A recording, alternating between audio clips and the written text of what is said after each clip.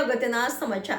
શહેરના પશ્ચિમ વિસ્તારમાં આવેલ તક્ષ કોમ્પ્લેક્સ પાસે ડ્રેનેજની કામગીરી દરમિયાન ક્રેન પલટી થઈ, જ્યારે ઓવરફ્લાય બ્રિજ બનાવવાની કામગીરી મહાનગરપાલિકા દ્વારા કરવામાં આવી રહી છે, તેને લઈને ડ્રેનેજ લાઇન નાખવાની પણ કામગીરી કરવામાં આવી રહી છે। તેવામાં 21 વર્ષીય યુવક જેઓ ક્રેન ચલાવતો હતો, ક્રેન અચાનક પલટી જતા મોટી દુર્ઘટના ટળી। જો કદાચ ડાબી બાજુએ ક્રેન પલટી હોત તો મોટી દુર્ઘટના થઈ હોત। કામગીરી દરમિયાન કોઈ પણ સુપરવાઇઝર કે કોન્ટ્રાક્ટર સ્થળ ઉપર ઉપસ્થિત રહ્યો ન હતો। આવા કોન્ટ્રાક્ટરોને બ્લેકલિસ્ટ કરવા માંગ। ક્રેન પલટી જતા ક્રેનમાં બેસેલ યુવકને નજીવી ઈજાઓ થઈ, સદનસીબે જાનહાનિ ટળી। આ ક્રેન સૌથી પહેલાં તો વડોદરા મહાનગરપાલિકાએ જેને કોન્ટ્રાક્ટ આપ્યો છે એને અહીં આગળ હાજર રહેવું જોઈએ અને એની નિષ્કાળજી ના લેવી જોઈએ।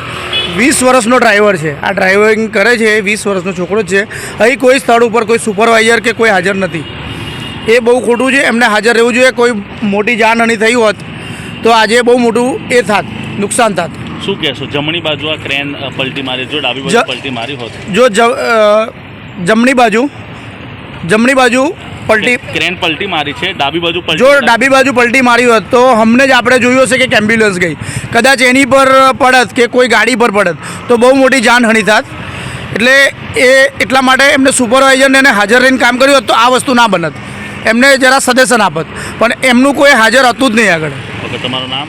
ઘનશ્યામ ગાંધી।